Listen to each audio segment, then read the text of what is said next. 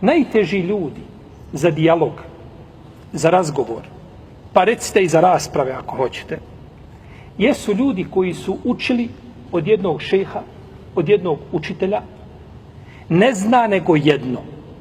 Naučio jedno i nikad nije čuo za drugo, niti je izučavao drugo i zna jedno i ti sa njim trebaš da diskutuješ. Dobro će te izmoriti. Jer kod njega je elastičnost u minusu. Nije ni na nuli. U minusu. Znači, ko staklo, dok se ga dirnu, puca. Nema elastičnosti.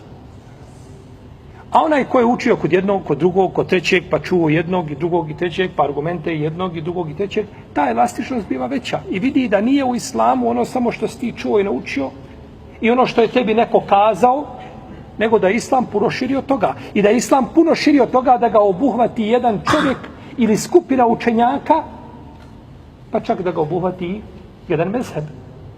Islam obuhvataju muslimani u cjelini.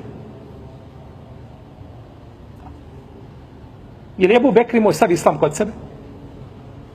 Omer? A Boga me, ako nisu oni imali, neće niko nakon njih imati. To definitivno.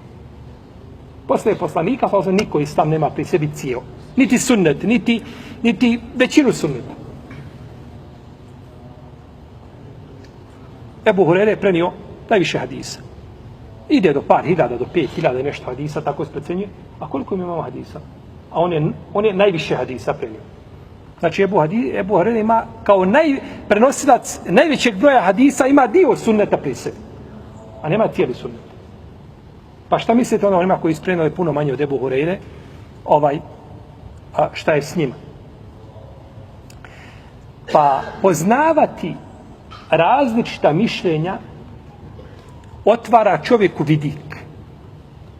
Da ne bude pristrasan jednom mišljenju, jednom učitelju od koga je čuo, nego da uvijek kaže postoji mogućnost da ima i nešto mimo toga, što mi ne znamo. Pa je čovjeku bitno da ponekad zna, da ne kažemo uvijek, i druga mišljenja koja se navode, znači, po određenom pitanju.